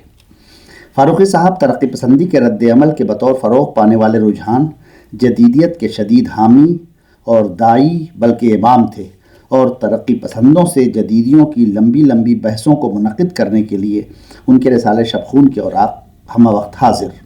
इसके बावजूद बहैसियत शख्स उनके मरासिम सभी से थे। अजमल अजमली साहब से फ़ारूक़ी साहब के ताल्लुक़ात इन्हीं ज़ाती और ख़ानदानी हवालों से थे, जबकि अकमल अजमली साहब जदीद शायर की हैसियत से इलाहाबाद में अपनी शनाख्त रखते थे और जदीदियत के शदीद हामियों में शुमार होते थे। इलाहाबाद में मुक़ीम मारूफ तरक्की पसंद नाक़िद प्रोफेसर सैयद एहतशाम हुसैन से फ़ारूक़ी साहब का जो रिश्ता था उसके सबूत के बतौर फ़ारूक़ी साहब की किताब शेर गैर शेर और नस्र 1973 के इंतसाब को पेश किया जा सकता है, जो ज़ाहिर है एहतशाम साहब के इंतकाल के बाद शाये हुई और उन्हें मौनवन है। मैंने फ़ारूक़ी साहब को अपने बचपन में और फिर स्कूल के ज़माने में सबसे ज़्यादा दायरे शाह अजमल के अदबी नशिस्तों में देखा। दायरे शाह अजमल में हर साल हज़रत शाह मोहम्मद बशीर इलाहाबादी साहब सज्जादा नशीन के उर्स के मौके पर मुशायरे का इनेकाद होता था। फ़ारूक़ी साहब ने मेरे सामने 80 के आसपास इस मुशायरे की सदारत की। इसी मुशायरे से मुताल्लिक़ मेरे हाफ़ज़े में एक वाक़या है जो आपकी नज़र करता हूँ। उर्स में शिरकत के लिए बाहर से मुरीदीन की एक बड़ी जमात दायरे शाह अजमल आती है। जिस साल फ़ारूक़ी साहब ने मुशायरे की सदारत की, ज़ियाउद्दीन ख़ान नामी एक मुरीद उर्स में शरीक थे और ज़हनी तौर पर थोड़े माजूर। फ़ारूक़ी साहब की सदारत में मुशायरा जारी था। माहौल पर दायरे शाह अजमल के उर्स और फ़ारूक़ी साहब की सदारत की वजह से ख़ासी संजीदगी तारी थी। पहले शायर को बुलाया गया, उन्हें सामईन ने दाद से नवाजा। दूसरे और तीसरे शायर को भी संजीदगी से सुना गया। चौथे शायर अभी आकर बैठे ही थे कि ज़ियाउद्दीन खान साहब खड़े हुए और बावाज़ बुलंद अस्सलामु अलैकुम का नारा बुलंद किया। संजीदा माहौल में इस सलाम ने हैजान बर्पा कर दिया, बल्कि हंसी हुई, और फिर खान साहब ने हर शायर का इस्तकबाल अपनी गूंजीली आवाज़ में अस्सलामु अलैकुम से किया। 4-5 मरतबा जब ये सिलसिला रहा तो किसी ने खान साहब को मना करना चाहा। सदर मुशायरा शम्सुर रहमान फारूकी साहब ने उन्हें रोका और फरमाया, खान साहब को टोको मत, ये भी एक अंदाज़े जुनून है। लोग खामोश हो गए। मुशायरा ख़त्म हुआ, लोग वापस हो रहे थे। जनाब सदर भी जा रहे थे और उन्हें बाहर तक पहुंचाने के लिए अकमल अजमली साहब समेत सभी लोग दरवाजे पर ज़ियाउद्दीन खां खड़े नज़र आए तो फारूकी साहब ने उन्हीं के लहजे में अस्सलाम वालेकुम का नारा बुलंद किया। खां साहब तो रेशे ख़त्म ही हो गए। अकमल अजमली साहब ने अदब से कहा, क्या ये भी एक अंदाज़े जुनून है? फारूकी साहब समेत आसपास खड़े सब लोगों ने कहा लगाया। इलाहाबाद में शम्सुर रहमान फारूकी के मकान बैतुश्शम्स में मेरी पहली हाज़िरी अकमल अजमली साहब के साथ हुई। शबखून की तरतीब व तहज़ीब के लिए मुसव्वदे शबखून समेत उस वक्त इरशाद हैदर साहब भी वहाँ मौजूद थे। इरशाद हैदर ने सबसे ज़्यादा मुद्दत शबखून में फारूकी साहब की मुआवनत की। उस वक्त फर्रुख जाफरी और एहतराम इस्लाम भी आ गए और फिर शबखून की तरतीब के साथ साथ अदब से मुतालिक दुनिया भर की बातें फारूकी साहब हाज़रीन से करते रहे। उस नशिस्त में फारूकी साहब की ज़बान से अदा होने वाली 3 बातें मेरे हाफ़ज़े में आज भी ताज़ा हैं। अकमल अजमली, फर्रुख जाफरी और एहतराम इस्लाम साहिबान को मुखातिब करके फारूकी साहब ने कहा, आप लोग अपनी 10-10 गज़लें शबखून के लिए दीजिए और वो शबखून में शाया होंगी with my note. Salahuddin Parvez की बहुत सी नज़में इशाअत की गरज से आई हुई थी। जब वो लिफाफा खुला तो किसी ने फारूकी साहब से पूछा, सलाहुद्दीन कैसा शायर है? फारूकी साहब ने कहा, है तो ठीक, बस थोड़ा सा बेलगाम है। और उस महफिल की तीसरी बात ये कि मैंने फारूकी साहब की ज़बान से पहली मरतबा प्रोफेसर ब्रूस प्रे और शायद फ्रांसिस प्रिचेट का नाम सुना। Bruce play Berkeley university of California में जुनूब मशरक़ी एशियाई मुतालियात के शोबे में प्रोफेसर एमेरिटस थे और फ्रांसिस प्रिचेट मीर मुतालियात के सिलसिले का एक अहम नाम है। उन्होंने अ garden of Kashmir the ghazals of Mohammad तकी मीर नाम से एक वेबसाइट भी बनाई है। फारूकी साहब ने अपने बारे में लिखते हुए और गुफ्तगू करते हुए कई मरतबा बुज़ुर्गों और सूफिया और उलमा से अपने ख़ानदान के रब्त व ताल्लुक़ का जिक्र किया है। दायरे शाह अजमल में फारूकी साहब की हाज़िरी और यहाँ के बुज़ुर्गों से राब्ते का एक हवाला अक़ीदत से भी मुताल्लिक़ है और रूहानी मामलात से भी। औलिया और बुज़ुर्गों के वरसा से इज़हार अक़ीदत के मनाजिर और फारूकी साहब से उनके ताल्लुक़ की गवाही बहुत से लोग देंगे। मैंने दिल्ली में हज़रत निज़ामुद्दीन औलिया के खानवादे के साहबजादे अली गोहर ख्वाजा हसन सानी निज़ामी साहब मरहूम की दस्तबोसी करते फारूकी साहब को देखा है। आपने भी देखा होगा। इलाहाबाद में फारूकी साहब के मरकज़ अक़ीदत मौलाना मोहम्मद अहमद प्रतापगढ़ी थे, जिनके इंतकाल पर फारूकी साहब ने उर्दू और फ़ारसी में क़ताअत तारीख़ वफ़ात कहे और उन्हें शबखून में शाया भी किया। मौलाना अली नक़ी और नक़वी उर्फ़ नक्कन साहब की तारीख़ वफ़ात भी फारूकी साहब ने बज़बान फ़ारसी कही। जमीला फ़ारूकी मरहूमा के ज़माने अलालत में दायरे शाह अजमल फारूकी साहब के मुकर्रम और मुआसिर साहिबान ज़िक्र व फ़िक्र से खाली हो चुका था और बुज़ुर्गान दायरा आसूदे खाके दायरा हो चुके थे। लेकिन फारूकी साहब ने निस्बत का लिहाज करते हुए तावीज़ात के लिए मुझ गुनहगार से रब्ता किया। मैंने बिरादर अजीज़ ज़िया मियाँ अजमली का नंबर फारूकी साहब की खिदमत में पेश किया। ज़िया मियाँ आखिरी वक्त तक फारूकी साहब के राब्ते में रहे। दायरे शाह अजमल के मौजूदा सज्जादा नशीन बिरादर अजीज़ सैयद हुसैन अजमुस साकिब अजमली सल्लमहू की दूसरी सालगिरह और उनके वालिद मरहूम सैयद अफजल अजमली की ताज़ियत के लिए फारूकी साहब दायरे शाह अजमल शायद आखिरी बार तशरीफ़ लाए। एक मरतबा किसी सफ़र के लिए रुख़सत करते वक्त मैंने फारूकी साहब पर अपने शेख हज़रत मौलाना शाह सैयद अहमद अजमली सज्जादा नशीन दायरे शाह अजमल की इत्तिबा में कुछ आयात पढ़कर दम की और फिर माजरत भी की कि छोटा होकर ये अंदाज़ अपना रहा हूँ। जिस पर फारूकी साहब ने फरमाया, जो पढ़ रहे हो वो तो बड़ा कलाम है, इसके लिए शुक्रिया। एक वक्त ऐसा भी आया कि फारूकी साहब की मौजूदगी में शेर सुनाने और शबखून में बहैसियत शायर गज़लें शाया करवाने का एजाज़ भी हासिल हुआ और अदबी जलसों और कॉन्फ्रेंसों में फारूकी साहब के साथ शिरकत और उनके साथ अदबी असफ़ार करने के मौक़े मैसर आए। ऐसी ही एक सफ़र की यादें आपसे बाँटता हूँ। शबखून में सफ़े अव्वल पर शबखून में शाया होना बजाय ख़ुद एजाज़ की बात है, सफ़े अव्वल पर शाया होना, लेकिन ये मौका भी एक मरतबा मैसर आया। इरफ़ान सिद्दीक़ी साहब के इंतकाल के बाद जो शुमारा शबखून का शाया हुआ तो इरफ़ान साहब की ज़मीन में अहमद मुश्ताक़ ने एक गज़ल कही थी और इत्तेफाक से मैंने भी इरफ़ान सिद्दीक़ी की ज़मीन में यह गज़ल कही थी और उसी के इरफ़ान साहब के एक मिसरे से ही उनकी तारीख़ वफ़ात भी बरामद हुई थी। फारूकी साहब ने अपने नोट के साथ सफ़े अव्वल पर अहमद मुश्ताक़ की गज़ल के बराबर میری غزل بھی شائع کی جو میرے لیے اعزاز سے کم نہیں. اور جس شمارے کا ذکر کیا جو آخری شمارہ ہے شبخون کا، اس میں الفابیٹیکل جو آرڈر ہے اس میں سین سے سراج بھی ہوتا ہے، سین سے ساقی بھی ہوتا ہے. تو ساقی فاروقی کی غزل کے ساتھ سراج اجملی کی غزل بھی موجود ہے اس آخری شمارے میں. خیر، شعر تو فاروقی صاحب کی آخری غزل تھی، وہ عرفان صدیقی کی آخری غزل تھی کہ آ کہیں دور چلیں ناقہ سوارے دنیا، بھر رہا ہے میری آنکھوں میں غبار دنیا. یہ دوسرا مصرع تھا، اس سے تاریخ برآمد ہوئی تھی. اور اس غزل کا جو میرا مطلب تھا سن لیجئے، آپ نے کہہ دیا تو اب یاد آ گیا کہ بارہا کرتی رہی گرچہ اشارے دنیا، بارہا کرتی رہی گرچہ اشارے دنیا، لیکن آیا نہیں وہ زیر حصار دنیا. اور ہمارے یار عزیز احمد محفوظ بیٹھے ہوئے ہیں. اس غزل میں یہ پہلا مصرع جو اشارے والا تھا، چونکہ شمارے اور غبارے اور بہارے میں قافیہ ہے اور وہاں یہ ہے، تو میں اس میں ذرا جو ہمارے انوپم تیواری صاحب کی رعایت سے سنکچت تھا کہ یہ مطلع بنے گا کہ نہیں بنے گا. تو محفوظ نے کہا نہیں بالکل بنے گا اور یہی مطلع رہے گا. ایک وقت ڈاکٹر زبیر شاداب خان، موجودہ ڈائریکٹر اردو اکیڈمی علی گڑھ نے، جو اس وقت CIL میسور سے وابستہ تھے، اس ادارے کی جانب سے شعبہ اردو مدراس یونیورسٹی میں لغت سے متعلق سیمینار کا انعقاد کیا، جس کی صدارت کے لیے فاروقی صاحب اور کلیدی خطبے کے لیے پروفیسر ظفر احمد صدیقی مرحوم کو راضی کر دیا. علی گڑھ سے اس سیمینار میں پروفیسر شہاب الدین ثاقب اور پروفیسر محمد علی جوہر صاحبان کے ہمراہ میں بھی شریک ہوا. فاروقی صاحب ظفر صاحب اور فاروقی صاحب کی بیٹی بارہ کے ساتھ تشریف لائے. سیمینار سے قبل زبیر شاداب نے اپنے حسن انتظام اور متواضع انداز خدمت سے فاروقی صاحب کو اپنا گرویدہ بنا لیا. اوپر کے جملے میں حسن انتظام اور متواضع انداز خدمت وضاحت طلب اصطلاحات ہیں، سو ان کی تشریح میں عرض کرتا ہوں کہ یہاں حسن انتظام سے مراد صرف چائے اور کھانے اور ٹھہرنے کا معقول انتظام ہے.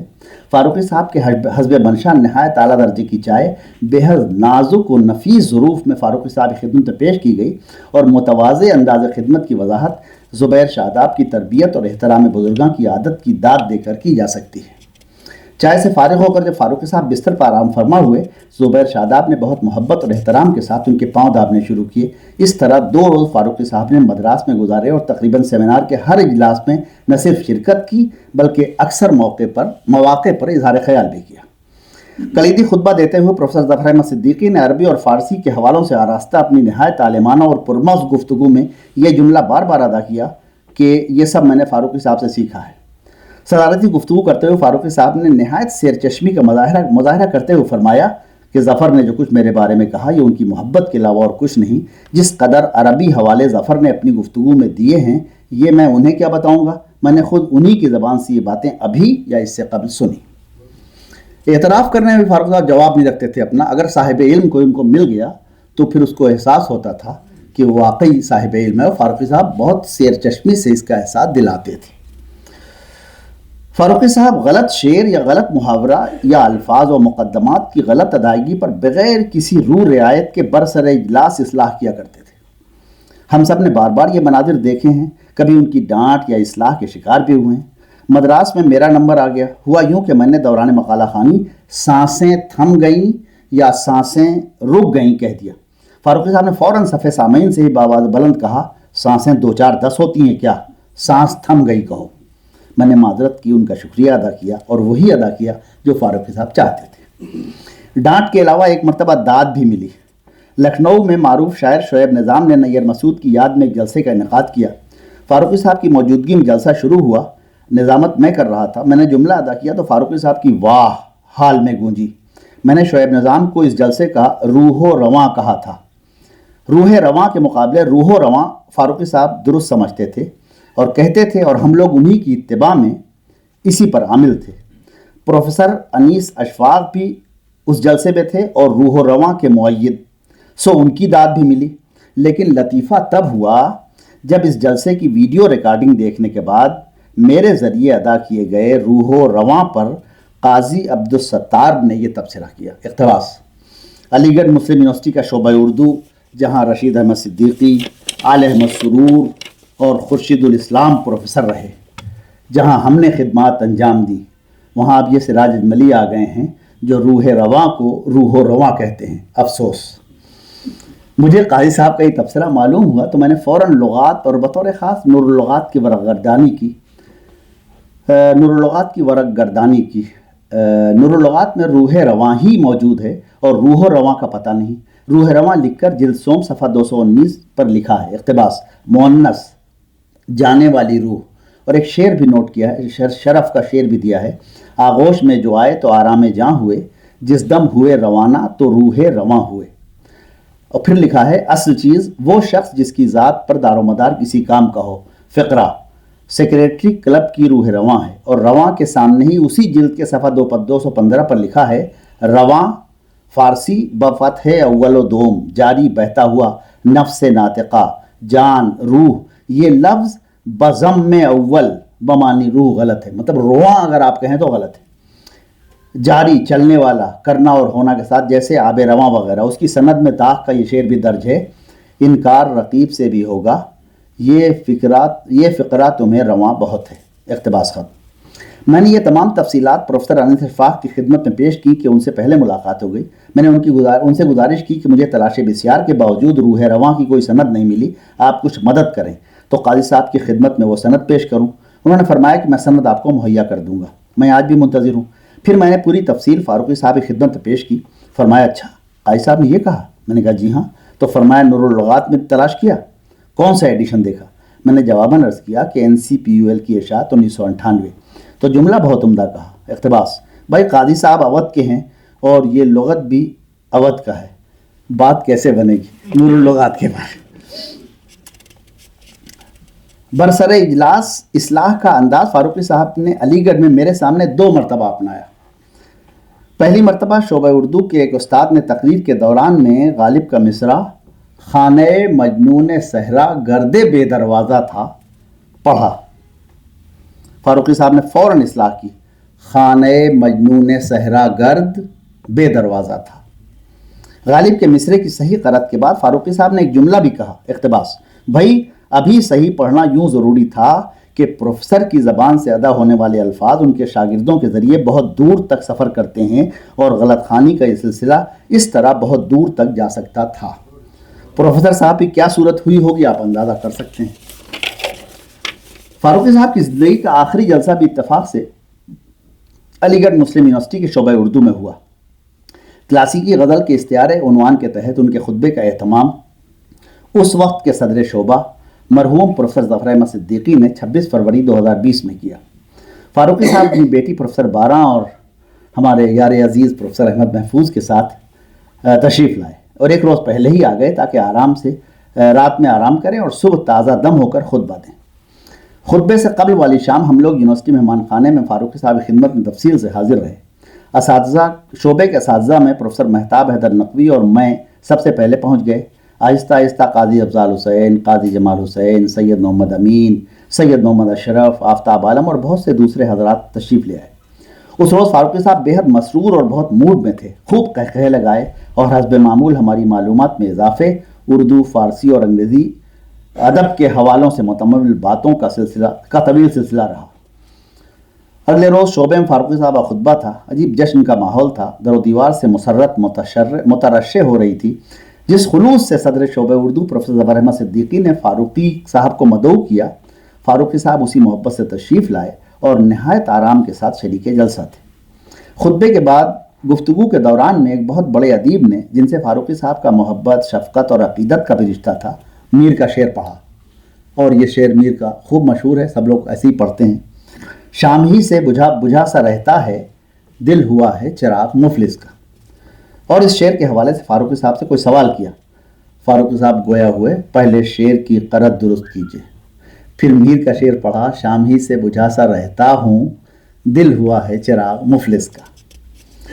یہ فاروقی صاحب کا آخری جلسہ تھا۔ جلسہ ختم ہوا تو طالبات، طلباء، ریسرچ اسکالرس اور جونیئر اساتذہ نے فاروقی صاحب کو گھیر لیا۔ فاروقی صاحب نے جی بھر کے آٹوگراف، سیلفی اور طالبات اور طلباء سے گفتگو کا سلسلہ رکھا۔ آخری سلسلہ شعبہ اردو کے عقبی لان پر ग्रुप फोटोग्राफी का रहा, जिसमें तकरीबन निस्फ घंटे फारूकी साहब बहुत खुशदिली के साथ शामिल रहे। 2020 की फरवरी की दोपहर ढलने के बाद हम लोगों ने फारूकी साहब को अलीगढ़ से दिल्ली के लिए रुखसत किया। फारूकी साहब दिल्ली से इलाहाबाद गए और फिर कोरोना का अजाब नाजिल हुआ, जिसने कैद और हब्स की वो अजियत दी कि क़यामत बर्पा हो गई। उस साल ने जाते जाते हमसे हमारे दो बहुत अहम अदीबों और मोहतरम साहिबान कलम शम्सुर रहमान फारूकी और ज़फ़र अहमद सिद्दीकी को छीन लिया। हमने फारूकी साहब को दिल्ली के लिए रुखसत किया था और खुदा हाफिज़ कहा था। क्या ख़बर थी कि हम फारूकी साहब को हमेशा के लिए खुदा हाफिज़ कह रहे हैं और अपनी ज़िंदगियों से रुखसत कर रहे हैं। लेकिन जब तक उनकी रोशन तहरीरें हमारे जहनों को ताबिंदगी बख्शती रहेंगी, उनसे इस्तिफ़ादे का सिलसिला रहेगा, वो हमारे दिलों में, हमारे जहनों में और हमारे हाफजे में मौजूद ताज़ा दम और शादां व फरहां रहेंगे। नीज़ हमें शादां, फरहां और साहिबान इल्म व अदब के हुजूम में सरबलंद और शर्मिंदगी से महफूज रखेंगे। बहुत शुक्रिया।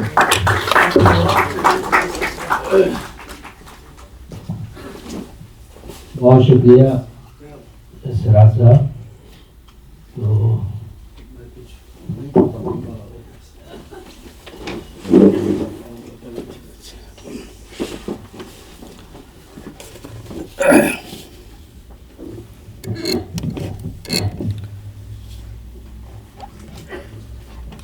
इस इजलास के मुअज़्ज़ज़ मक़ाला निगार हज़रात और मुअज़्ज़ज़ हाज़रीन, सबसे पहले तो मैं साहित्य अकेडमी के अरबाब अहल वक़्त बिलख़ुसूस चंदभान ख़याल साहब, अनुपम तिवारी साहब का ख़ास तौर से शुक्रिया अदा करता हूँ कि मुझ नाचीज़ को इस इल्मी मुज़ाकरे में मदऊ किया, शरीक होने का मौका इनायत किया और न सिर्फ मौका इनायत किया बल्कि मनसब सदारत पर बिठा दिया, जो मेरे लिए वाकई बहुत एज़ाज़ की बात है। मैं इसके लिए सरापा सिपास हूँ। दूसरी बात ये कि शम्सुर रहमान फ़ारूकी के बारे में ये सिम्पोज़ियम मुनक्किद किया साहित्य अकेडमी ने, इसके लिए मैं बल्कि आप तमाम हज़रात की तरफ से साहित्य अकेडमी को मुबारकबाद पेश करता हूँ। फ़ारूकी साहब की जो शख्सियत है, उनके जो इल्मी और अदबी कारनामे हैं, जैसा कि इफ्तिताही इजलास में ये बात आई और ज़रा तफसील के साथ इस पर लोग इज़हार ख़याल किया गया कि इतना वसी काम है, इतना वसी मैदान है उनके कामों का कि उनके बारे में मेरा ख़याल है कि 1, 2, 3 दिन क्या, ये मुसलसल एक सिलसिला रहे तब भी शायद वो चीज़ें पूरी तरह गिरफ्त में ना आए, इतनी वुसअत है उसमें। ये इजलास जो मुनक्किद हुआ, इसके पहले इफ्तिताही इजलास में अतहर फ़ारूकी साहब हमारे दोस्त, इन्होंने जो किलीदी खुतबा पेश किया वो इस लिहाज से बहुत ही अहम, कारआमद और बामानी रहा कि फ़ारूकी साहब की शख्सियत से मुताल्लिक़ कई पहलू उसमें ऐसे आए कि अगर वो ये खुतबा ना देते तो वो चीज़ें हमारे इल्म में ना आती। तो फ़ारूकी साहब की शख्सियत और फिर फ़ातमी साहब की जो सदारती गुफ्तगू थी, उससे पहले अनुपम तिवारी साहब ने और चंदभान ख़याल साहब ने अपने जिन ख़यालात का इजहार किया, उससे ये बात पूरी तरह रोशन हुई कि फ़ारूकी साहब की एक हैसियत तो उनकी शख्सी है, उनकी शख्सियत में ऐसी खूबियाँ थी कि जो आम तौर से नहीं होती, और जिन शख्सियात में ये खूबियाँ होती है वो हमारे लिए बहुत ही क़द्र की हामिल, बहुत अज़ीम हैसियत अख्तियार कर लेती हैं। ऐसी खूबियों के हामिल अफराद जो कि इतनी बड़ी यानी इतनी बुलंदी पर होते हुए भी बहैसियत इंसान, बहैसियत एक ऐसे इंसान के कि जो अपने को ज़रा भी ये एहसास ना होने दे कि हम इतनी बुलंदी पर हैं, ये बहुत बड़ी बात होती है। ہم اپنے زمانے میں تو یہ تجربہ کرتے رہتے ہیں، مشاہدہ کرتے رہتے ہیں کہ ذرا سا اگر کسی کو کچھ بلندی حاصل ہوئی تو ان کی گردن جو ہے وہ اکڑ جاتی ہے، پھر تو نیچے وہ نظر ہی نہیں کرتے۔ تو اس لحاظ سے اگر دیکھا جائے تو فاروقی صاحب ان چند شخصیات میں ہے کہ جو علم و ادب کی دنیا کی اس مقام پر تھے کہ اگر وہ ذرا افتخار اور فخر و ناز سے کام لیتے تب بھی شاید وہ زیب دیتا، لیکن اس کے باوجود ان کے اندر جو انکسار اور عجز اور اپنے کو معمولی اور کمتر سمجھنے کا جو احساس تھا اور اس کا اظہار بھی وہ کرتے رہتے تھے، تو اس سے کم از کم ہم جو نئی نسل کے لوگ ہیں یہ بھی ہمارے لیے ایک سبق آموز چیز ہے کہ ہم کہیں بھی پہنچ جائیں لیکن ہمیں اپنی زمین پر اپنے قدم جو ہے وہ زمینی پہ رکھنا چاہیے۔ یہ اخلاقی خوبی بھی فاروقی صاحب کے اندر تھی۔ اور بس ایک دو باتیں میں عرض کروں گا۔ یہ جو تینوں پریزنٹیشن ہوئے، مقالے پڑھے گئے، تو میں تینوں حضرات کو مبارکباد دیتا ہوں۔ اقبال حسین صاحب نے فاروقی صاحب کی جو تنقیدی بصیرت ہے، خاص طور سے پس نو آبادیاتی جو مطالعہ ہے یا جو پوری فکر ہے، اس کے بارے میں کئی بہت اہم پہلو کی طرف انہوں نے اشارہ کیا۔ شکیلہ بانو صاحبہ نے فاروقی صاحب کی افسانہ نگاری پر گفتگو کی، اور ہمارے دوست راج اجملی صاحب نے فاروقی صاحب کی شخصیت، یہ ان کا جو مقالہ تھا وہ بھی اس لحاظ سے بہت کارآمد تھا کہ فاروقی صاحب کی شخصیت کے کئی ایسی چیزیں یا کئی ایسے پہلو کہ جو ظاہر ہے کہ جن کے ان سے ذاتی مراسم تھے یا ان کے ساتھ اٹھنے بیٹھنے والے لوگ الہ آباد کے، تو وہ چیزیں جو ہیں وہ اگر سرا صاحب یہ باتیں نہ کرتے تو بہت سی چیزیں ہمیں نہ معلوم ہوتی۔ ایک بات شروع میں یہ کہہ دوں کہ وہ افتتاحی اجلاس میں، بلکہ ایک ذرا سا وہ ہے تصحیح ہے، فاروقی صاحب کی ولادت جو ہے وہ اعظم گڑھ میں نہیں ہوئی، پرتاپ گڑھ میں ہوئی تھی۔ ہاں، چونکہ ظاہر ہے کہ ان کا آبائی وطن تو اعظم گڑھ ہی تھا، بلکہ وہ اعظم گڑھ جب تقسیم ہوا ہے تو اب وہ مئو ضلع ہو گیا ہے، تو مئو ضلع میں وہ کوریا پار جو گاؤں تھا تو وہ تو ان کا آبائی وطن تھا، لیکن فاروقی صاحب کی ولادت پرتاپ گڑھ میں ہوئی کیونکہ اس زمانے میں ان کے نانا جو ہیں وہ پرتاپ گڑھ میں ایک جگہ ملازمت پہ تھے، وہاں پوسٹڈ تھے، اور ان کی والدہ وہی تھی۔ تو 30 ستمبر 1935 تاریخ تو بالکل صحیح ہے، لیکن جائے ولادت جو ہے وہ پرتاپ گڑھ ہے، اعظم گڑھ نہیں۔ دیکھیے باتیں تو ظاہر ہے کہ فاروقی صاحب، لیکن ایک دو جو بہت اہم بات ہے، بلکہ جو پہلا مقالہ تھا اقبال حسین صاحب کا، کہ فاروقی صاحب کی ادبی شخصیت کے اتنے پہلو ہیں کہ عام طور سے نقاد والی جو حیثیت ہے وہ سب سے زیادہ نمایاں ہے، اور آج بھی بہت سے لوگ جو ہے وہ یہی سمجھتے ہیں کہ فاروقی صاحب جو ہیں بس نقاد تھے، شاعر واعر تو اسے اپنا شاعری بھی انہوں نے کی۔ ہاں، ادھر جب سے ناول ان کا شائع ہوا تو ناول نگار کی حیثیت سے بھی بڑی شہرت ان کی ہوئی، لیکن ان سب حیثیتوں میں سب سے زیادہ نمایاں حیثیت جو ہے وہ تنقید ہی کی ہے، اور اس میں کوئی شک نہیں کہ فاروقی صاحب کا جو مقام و مرتبہ ہے وہ ان کی تنقید نگاری کی وجہ سے ہی سب سے زیادہ نمایاں ہے۔ اگرچہ دوسرے جو میدان ہے فکشن کا اور شاعری کا اور تنقید، اصل میں تنقید میں بھی فاروقی، ایک تو یہ ہے کہ بھئی تنقیدی کتابیں لکھ دینا، تنقیدی مضامین لکھ دینا، یہی نقاد ہو جانے کے لیے، تنقید نگار ہو جانے کے لیے کافی ہوتا ہے۔ 2-4 کتابیں تنقیدی مضامین کی آ جائیں تو آدمی مان لیا جاتا ہے کہ وہ نقاد ہے۔ لیکن فاروقی صاحب کا معاملہ یہ تھا کہ بلکہ اگر آپ غور کریں، بہت سے لوگ یہاں سے ہمارے بزرگ بھی ہیں، کہ ان کی تمام زیادہ تر تحریروں پر اگر آپ نظر ڈالیں یا ان کی جو بیسک تحریریں ہیں، جو شروع کی کتابیں ہیں، تو ایسا معلوم ہوتا ہے کہ پوری زندگی یعنی ادبی مطالعے کے میدان میں یا تنقید کے میدان میں فاروقی صاحب نے باقاعدہ ایک نظام بنایا، ان کا پورا ایک نظام ہے، اور اس نظام میں ایک دو پہلو جو بہت بنیادی اہمیت رکھتے ہیں۔ ایک تو یہ ہے کہ بھئی ہم اپنے زمانے کے یا پرانے زمانے کے شاعر یا ادیب ان کی تخلیقات کا ہم تنقیدی جائزہ لے کے اور ہم لوگوں دنیا کے سامنے پیش کر دیں کہ بھئی یہ شاعر جو ہے وہ اچھا ہے، یہ شاعر اچھا نہیں ہے، اوسط درجے کا شاعر ہے جیسا بھی ہے، یا اس شاعر کی یہ خوبیاں ہیں، اس فکشن نگار کی یہ خوبیاں ہیں، یہ بیان کر دیں، تو یہ بھی تنقیدی کام ہو گیا اور ایک طرح سے آپ نے اپنا فرض ادا کر دیا۔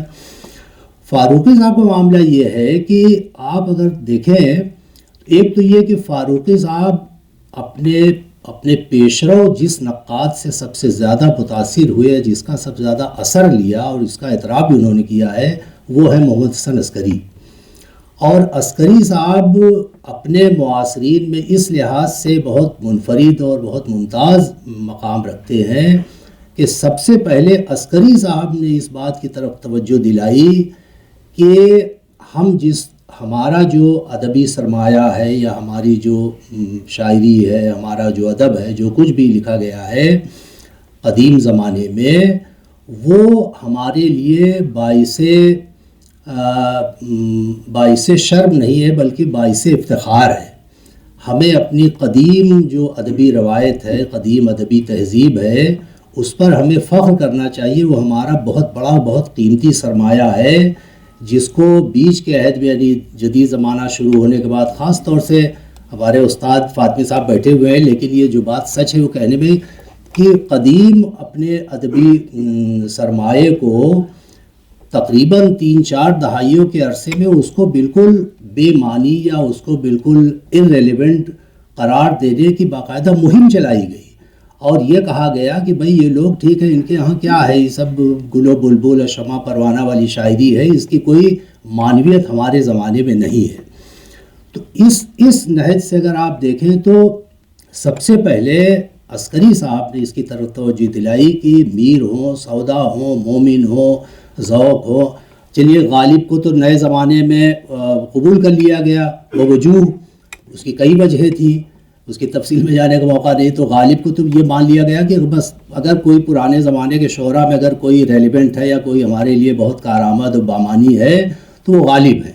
میر کو بھی بہت عرصے بعد میر کو پوری طرح قبول کیا گیا آسانی سے، اور پھر غالب کا ایسا چرچا تھا کہ اس میں میر صاحب ویسے ہی، اور میر صاحب کو جو قبول بھی کیا گیا تو ایسی بنیادوں پہ کیا گیا کہ وہ قبول کرنا جو ہے وہ نہ قبول کرنے کے برابر رہ گیا۔ میر رونے دھونے والے شاعر ہیں، بہت بڑے شاعر، لیکن میر جو ہیں ان کے یہاں کچھ خاص نہیں ہے، بس ایسے ہی اپنا سیدھے سادے انداز کے شاعر ہیں، ہے بھائی خدائے سخن، سب ان کو بڑا شاعر مانتے ہیں۔ تو میر کا قبول کیا جانا یا میر کی جو قبولیت تھی وہ بہت ہی ہلکے پھلکے انداز میں یا ایسی بنیادوں پہ تھی جو بنیادیں بہت کھوکھلی قسم کی تھی۔ اس کے مقابلے میں غالب بہرحال اور نئے زمانے میں، تو فاروقی صاحب کا معاملہ یہ ہے کہ انہوں نے اگر آپ دیکھیں تو ان کی تنقید کا سب سے بڑا اگر کوئی اچیومنٹ ہے یا سب سے بڑا جو کارآمد پہلو ہے وہ یہ ہے کہ فاروقی صاحب نے یہ دکھایا کہ ہماری جو پرانی ادبی روایت ہے وہ پرانی ادبی روایت بے معنی یا irrelevant نہیں ہے، وہ بلکہ وہ ہمارا بہت بڑا قیمتی سرمایہ ہے، اتنا قیمتی ہے کہ اس کو بس یہ ہے کہ چھپا کے رکھ دیا گیا ہے کہ نہیں صاحب باہر نہیں نکالیں گے۔ فاروقی اگر آپ اس نقطہ نظر سے دیکھیں تو فاروقی صاحب کی افسانہ نگاری، فاروقی صاحب کی ناول نگاری، یہ بھی دراصل اپنے ادبی سرمایے کی بازیافت کا عمل ہے۔ آپ دیکھیں کہ اس کے پہلے یعنی غالب کو موضوع بنا کر کے یا میر کو موضوع بنا کر کے یا مصفی کو موضوع بنا کر کے افسانہ لکھنے کا کوئی تصور بھی نہیں کر سکتا تھا۔ یہ افسانے جو ہیں وہ محض کہانیاں نہیں ہیں۔ اچھا یہ میں بیان کر دوں کہ مصفی کے افسانے کا عنوان جو ہے وہ آفتاب زمیں ہے، شعر ہے مصفی کا، آفتاب زمیں ہوں میں لیکن مجھ سے روشن ہے آسمان سخن، یہ مصفی کا شعر ہے جسے فاروقی صاحب نے اس افسانے کا عنوان نکالا ہے۔ تو میر ہو، غالب ہوں، مصفی ہوں اور یہ جو افسانے فاروقی صاحب نے لکھے یہ بھی اسی تسلسل کا حصہ ہے کہ اپنی جو ادبی روایت ہے، اپنی جو ادبی تہذیب ہے، قدیم ادبی تہذیب، کلاسیکی ادبی تہذیب، اس کو کس طرح اپنے زمانے میں بالکل زندہ کر دیا جائے اور اب نیا زمانہ جو ہے وہ دیکھے کہ ہمارا جو ماضی تھا، ہمارا جو کلاسیکی زمانہ تھا وہ کتنا غیر معمولی زمانہ تھا، اس پہ کیا کیا خوبیاں تھیں، اس پہ کیا اس کی قوتیں تھیں.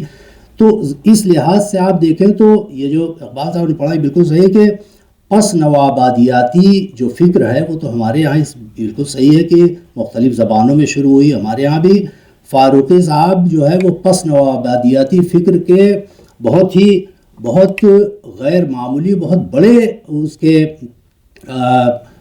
یعنی اس فکر کو آگے بڑھانے والوں میں، بہت نمایاں لوگوں میں، نمایاں ترین لوگوں میں ہیں.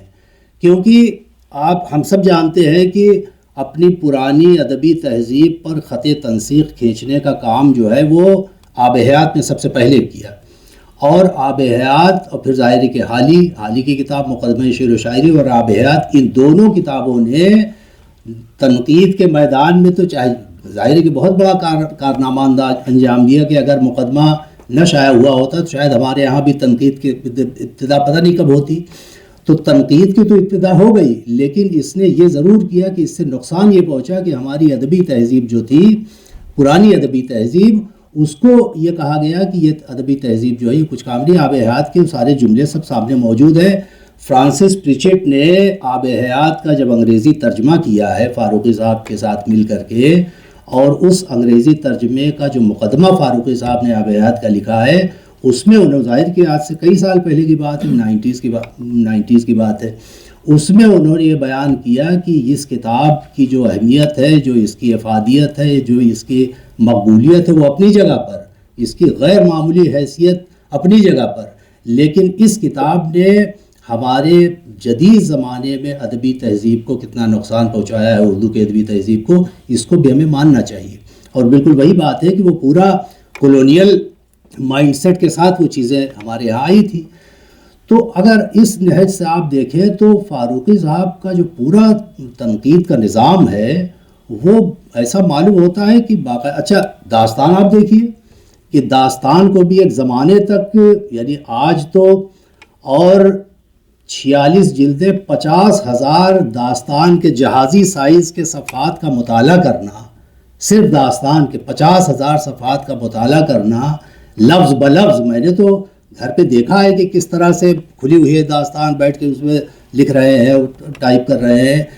50,000 صفحات کا مطالعہ کرنا، اس کے بعد اس پہ 5-6 جلدوں میں اس کی پوری شعریات بیان کرنا، اس کے یہ بیان کرنا کہ داستان کو ہمارے یہاں کیوں ایک زمانے تک نگلیکٹ کیا گیا، داستان کی صحیح قدر و قیمت جاننے کا طریقہ کیا ہے. تو یہ آپ دیکھیں تو یہ بھی وہی ہے کہ اپنی جو پرانی روایت ہے یا پرانی جو ادبی ہماری میراث ہے، جو ہمارے لیے غیر معمولی اہمیت رکھتی ہے، اس کو اپنے زمانے میں بامانی بنانے، بامانی ثابت کرنے کا، اور دلائل اور مثالوں کے ساتھ. یہ نہیں کہ بھائی ہم کہتے ہیں کہ ہمارے دادا بڑے بڑے آدمی تھے، بھائی آپ نہ مانیں تو ہمارے دادا بڑے آدمی تھے، ہمارے نانا بہت بڑے آدمی تھے، اس کی اگر آپ مثال اور دلیل اور سب رکھیں تب تو آپ کو ماننا پڑے گا. اور آج بھی فاروقی صاحب نے میر کی عظمت کی جو بنیادیں ہمارے سامنے رکھ دی ہیں، اس کو تو آج تک کوئی نہیں یعنی یہ کر سکا کہ صاحب نے یہ آپ غلط کہہ رہے ہیں کہ میر کے ہاں میر اگر بڑے شاعر ہیں تو کیوں ہیں، جو دلائل آپ نے دیے ہیں اس کو ہم نہیں مانتے. یا مصفی ہوں یا سودا ہوں یا اکبر الہ آبادی کو جس طرح انہوں نے اپنے زمانے میں ری ڈسکور کیا جن بنیادوں پر، تو یہ ساری چیزیں جو ہیں وہ میں یہ سمجھتا ہوں کہ فاروقی صاحب کا بہت بڑا جو کنٹریبیوشن ہے اردو، خاص طور سے ہندوستانی یعنی مشرقی جو ہماری ادبی تہذیب ہے اس کی روشنی میں، اور خاص طور سے اردو ادبی تہذیب کی روشنی میں یہ ہے کہ انہوں نے ہمیں یہ سکھایا کہ اپنی قدیم ادبی روایت کو کس طرح اپنے لیے بامانی ہم بنائیں اور اس پر کیسے فخر کریں.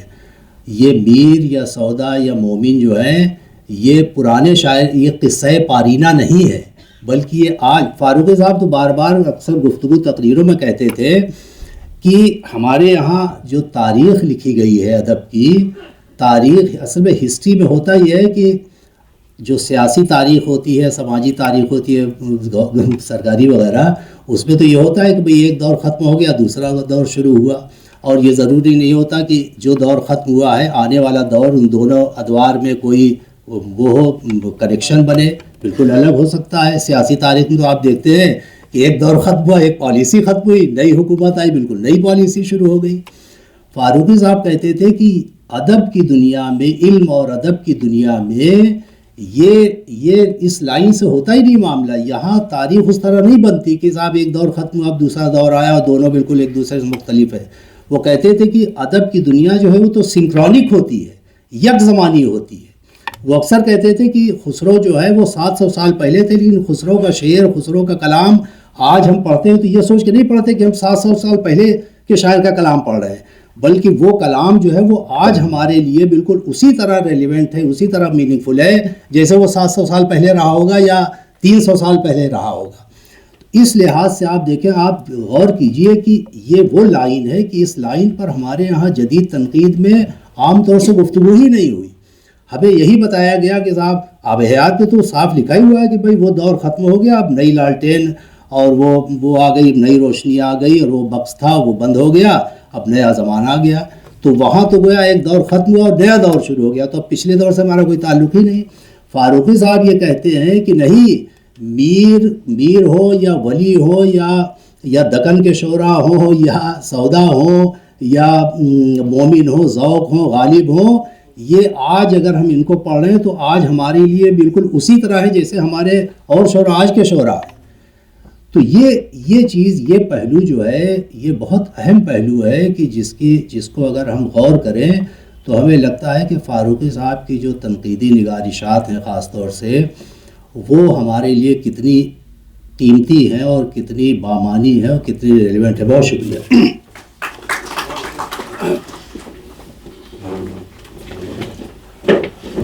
بہت بہت دھنیہ واد احمد محفوظ صاحب، یہ سطر بہت ہی اچھا رہا اور سب نے بڑے محنت سے پیپر تیار کیے تھے، بڑے اچھے کچھ انوبھو بھی ہمیں سننے کو ملے، کئی سنسمرن ایسے تھے جس سے ہمیں فاروقی صاحب کی زندگی کے بارے میں کئی نئے پہلو ملے۔ میں بہت آدر ویکت کرتا ہوں اقبال صاحب کے پرتی، آدرنیہ سراج اجملی صاحب کے پرتی، شکیلہ میڈم کے پرتی اور آدرنیہ پروفیسر احمد محفوظ صاحب کے۔